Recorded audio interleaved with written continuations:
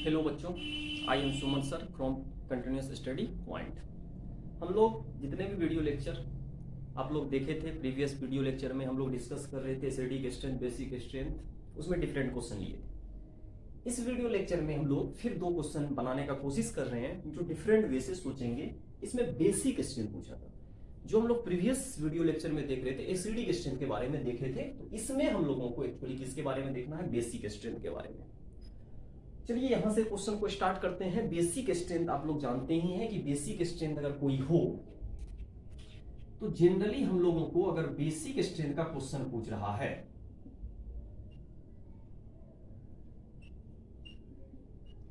Directly proportional to हो जाता है प्लस आई प्लस एम माइनस आई और माइनस एम एक्चुअली होता है।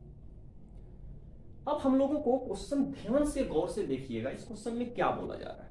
इस क्वेश्चन में बोला जा रहा है कि एक एन यहां है, एक एन यहां है, एक एन यहां है, हर एक जगह एन है आपका प्रेजेंट है। और जो एन प्रेजेंट है तो एक्चुअली है क्या कि एन दो दो जगह तीन तीन जगह जहां भी प्रेजेंट है सब जगह एन के बारे में देखते हैं, कोशिश करते हैं समझने की। एन यहां भी है, एन आपका यहां भी है और एन आपका यहां भी है, मतलब ए बी सी पोजीशन पर एन आपका है। नाइट्रोजन का सबसे इंपॉर्टेंट होता है हाइब्रिडाइजेशन। आप एक्चुअली हाइब्रिडाइजेशन से क्वेश्चन करिएगा, ज्यादा बेटर फील करिएगा कि अगर आप हाइब्रिडाइजेशन जानते होंगे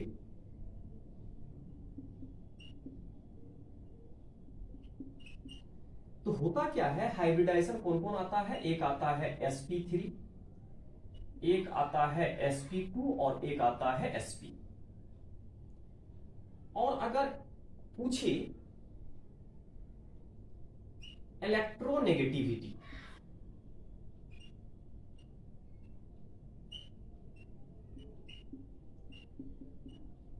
या पूछे माइनस आई इफेक्ट, सबसे ज्यादा होता है माइनस आई इफेक्ट जो होता है sp का होता है, इसके बाद sp2 का होता है और इसके बाद आपका sp3 का होता है। मतलब जनरली अगर आप कोशिश करिएगा कि बेसिक स्ट्रेंथ में होता क्या है, किसी को लोन पेयर देना है तो पॉजिटिव चार्ज आएगा। ये तो कंफर्म है कि बेसिक स्ट्रेंथ पूछा है तो ये किसी को लोन पेयर दे देगा, यहां का भी लोन पेयर किसी को देगा, यहां भी लोन पेयर किसी को देगा। ये तो कंफर्म हो गया कि लोन पेयर किसी को देगा। लोन पेयर वही आसानी से देगा जिसका माइनस आई कम हो। माइनस आई यदि कम है तो आसानी से देगा, तो सबसे आसानी से देगा sp3 वाला, इसके बाद देगा sp2 वाला, इसके बाद देगा sp वाला। ऐसा केस आ जाए अगर हाइब्रिडाइजेशन डिफरेंट डिफरेंट हो जाए तब तो इस केस को लगाइएगा, आपका न्यूमेरिकल बन जाएगा। लेकिन अगर जनरली अगर देखिएगा तो यहां का हाइब्रिडेशन में sp3 ही आएगा, क्योंकि एक लोन पेयर है, एक बॉन्ड है, दो तीन, कितना हो गया चार, एक दो तीन एक चार, तो चार हो गया, तीन एक चार, sp3 आएगा, एक दो तीन चार sp3, यहां भी sp3। तो ये सब केस इससे तो नहीं बनेगा, ये तो कंफर्म हो गया, इससे आपका नहीं बनने वाला। अब बात आया कि कौन ज्यादा से ज्यादा आपका लोन पेयर देगा। तो हमेशा याद रखना है कि रेजोनेंस अगर कहीं हो तो हमेशा बेसिक स्ट्रेंथ को डिक्रीज कर देता है, हमेशा। मतलब हमेशा क्या करेगा, रेजोनेंस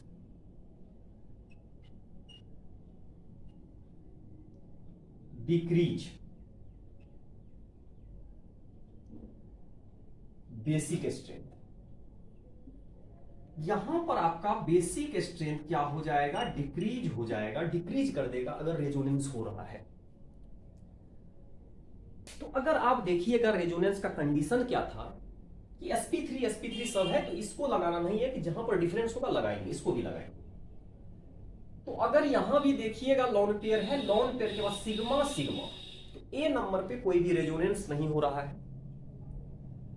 सिग्मा पक्का है, बेंजीन का रिंग है, पाई आएगा, रेजोनेंस हो रहा है। सी नंबर में भी रेजोनेंस हो रहा है, ये तो कंफर्म है, यहां भी रेजोनेंस हो रहा है। अब बात आया रेजोनेंस हो रहा है आपका ए में नहीं हो रहा है, तो अगर रेजोनेंस नहीं हो रहा है तो ज्यादा बेसिक होगा, तो ऑब्वियसली बात है आंसर आपका आ जाएगा ए ग्रेटर देन। अब रेजोनेंस यहां और यहां हो रहा है, लेकिन ये जो ग्रुप लगा हुआ है इसको बोलते हैं इलेक्ट्रॉन विड्रॉइंग, जो हमेशा माइनस एम शो करता है। याद रख सकते हैं इस प्रकार, माइनस एम इफेक्ट शो करता है generally lone pair sigma pi. Resonance वहां भी होगा, यहां भी रेजोनेंस होगा, लेकिन यहां का रेजोनेंस में क्या खास बात है कि कोई और अदर ग्रुप नहीं लगा हुआ है जो इसको दिक्कत पहुंचा रहा है।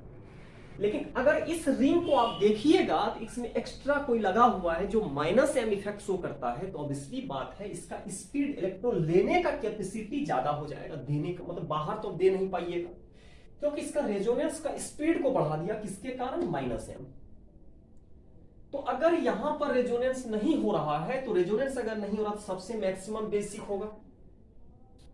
फिर इसके बाद अगर सोचिएगा तो इसमें रेजोनेंस हो रहा है, इसमें रेजोनेंस हो रहा है, लेकिन यहां माइनस एम है, तो इसका जो रेजोनेंस होगा ज्यादा होगा, तो इसका मतलब है इसका बेसिक स्ट्रेंथ ज्यादा डिक्रीज हो जाएगा, तो आंसर आ जाएगा आपका बी नंबर और इसके बाद सी नंबर। रेजोनेंस कैसे होता पता है, अल्टरनेट पाई बॉन्ड आ जाएगा तो रेजोनेंस होगा, और माइनस एम बोले थे किसी भी दो एटम के बीच अगर डबल बॉन्ड आ जाए तो माइनस एम होता है, तो ऑब्वियसली बात है यहाँ माइनस एम है, तो आसानी से आप बोल सकते हैं इस घटना को ए में रेजोनेंस नहीं हो रहा था तो ज्यादा बेसिक था, बी और सी दोनों में रेजोनेंस हो रहा था, लेकिन एक में माइनस एम एक्स्ट्रा खींचने वाला ग्रुप लगा हुआ था, और खींचेगा तो ऑटोमेटिक बेसिक स्ट्रेंथ को डिक्रीज कर देगा। हम बोल दिए हैं माइनस एम हमेशा बेसिक स्ट्रेंथ को डिक्रीज करता है, तो डिक्रीज कर दिया तो आंसर आ जाएगा ए बी और सी, इसमें कोई किसी को दिक्कत नहीं होना चाहिए। तो एक आंसर यहां का आ गया। अब हम लोग नेक्स्ट क्वेश्चन पे चलते हैं, वहां वाला क्वेश्चन देखते हैं, कोशिश करते हैं समझने का। इसमें हाइब्रिडाइजेशन आपको देखना पड़ेगा, ठीक है, हाइब्रिडाइजेशन आपको देखना पड़ेगा। अब बात आया यहां बॉन्ड गिनिए 1 2 3, तो यहां तो आ गया है sp3। क्यों sp3 आ रहा है, एक बॉन्ड, दो बॉन्ड, तीन बॉन्ड, एक लोन पेयर, 4 है। यहां भी गिनिए 1 2 3 लोन पेयर है, तो यहां भी आपका आ रहा है sp3 दो जगह आ रहा है। यहां का केस डिफरेंस अगर हो जाए हाइब्रिडाइजेशन तो क्या जरूरी है उतना माथा पच्ची करने का, डायरेक्ट क्वेश्चन करेंगे। यहां का देखिएगा पाई बॉन्ड नहीं लेते हैं, केवल सिग्मा बॉन्ड, मतलब हाइब्रिडाइजेशन में केवल सिग्मा बॉन्ड लेते हैं, तो सिग्मा तो केवल एक है, 1 2 3, तो 3 ही बॉन्ड है, तो 3 बॉन्ड तो यहां के लिए आएगा 2 2 1 3, तो यहां का हाइब्रिडाइजेशन आ गया है sp2। अब बोलिएगा यहां कंफर्म रेजोनेंस हो रहा है, तो आप आसानी से बोल सकते हैं कि इस ऑप्शन को अगर देखिएगा तो यहां रेजोनेंस हो रहा है। अगर रेजोनेंस होगा तो जानते हैं इधर शिफ्ट करेगा, ई प्लस इसको देगा, तो ई जब इधर शिफ्ट करेगा तो यहां पर इसको इधर शिफ्ट कर दीजिए, तो यहां माइनस आएगा, यहां प्लस आएगा, ई लॉन पेयर इसको देगा तो वहां का प्लस पे बॉन्ड आ जाएगा। तो अगर ध्यान से देखिएगा तो यहां रेजोनेंस हो रहा है, तो अगर रेजोनेंस अगर आप ध्यान से देखिएगा रेजोनेंस हुआ तो यहां डबल बॉन्ड आ गया, यहां माइनस चार्ज आ गया, यहां डबल बॉन्ड आ गया है, लोन पेयर इसका खत्म हो गया, इस पर पॉजिटिव चार्ज आ गया, यहां H रहेगा। यहां का भी अगर हाइब्रिडाइजेशन देखिएगा 1 2 3 बॉन्ड, मतलब sp2 यहां भी है, sp3 वहां है, दो में sp3 आ रहा है, यहां sp2, इसमें जो sp2 आया रेजोनेंस के कारण, क्योंकि ऑटोमेटिक सा बात है, आपका फिगर हमेशा या इसको आप मान नहीं सकते हैं, रेजोनेंस हो रहा है तो ऑटोमेटिक है, ये चेंज होता रहेगा।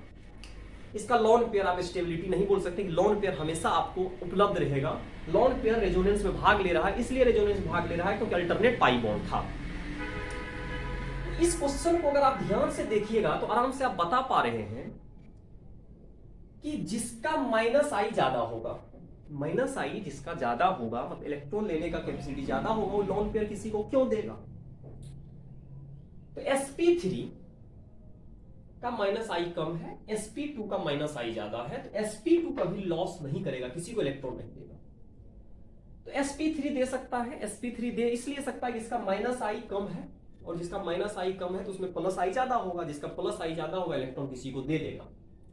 ये दोनों इलेक्ट्रॉन जल्दी देगा, मतलब बेसिक स्ट्रेंथ इन दोनों का ज्यादा होगा, इन दोनों का कम होगा, ये तो कंफर्म हो गए। अब लफड़ा आया क्या, ये दोनों का ज्यादा होगा तो दोनों का तो बराबर होगा नहीं, लेकिन इसमें कौन सा ग्रुप लगा हुआ है, माइनस आई एक्स्ट्रा लगा हुआ है, तो ये पक्का कैपेसिटी को घटा देगा। इसके कंपेयर में ये आसानी से दे रहा था, ये भी आसानी से दे रहा था, लेकिन इसमें माइनस आई ग्रुप डिक्रीज कर देगा कैपेसिटी को। जब डिक्रीज कर देगा कैपेसिटी को तो आंसर आ जाएगा ए ग्रेटर देन बी।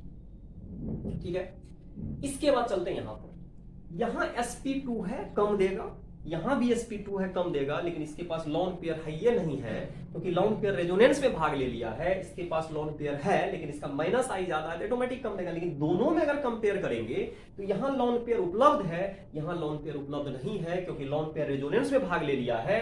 तो आंसर आ जाएगा आपका सी और आपका आंसर आ जाएगा डी। तो आंसर कैसे आया पता चल गया कि जब भी हमको हाइब्रिडाइजेशन डिफरेंट हो जाए तो हम यहां से क्वेश्चन कर लेंगे। तो sp3 का माइनस आई कम होता है तो आसानी से इलेक्ट्रॉन देगा, जो आसानी से इलेक्ट्रॉन देगा तो ऑटोमेटिक बेसिक स्ट्रेंथ सबसे ज्यादा sp3 वाले में होगा और सबसे कम किस में होगा, sp वाले में। आप आसानी से इस क्वेश्चन को बता सकते हैं क्या हो सकता है। तो इस वीडियो लेक्चर में 2 क्वेश्चन डिस्कस किए, नेक्स्ट वीडियो लेक्चर में मिलते हैं न्यू क्वेश्चन के साथ। Thank you.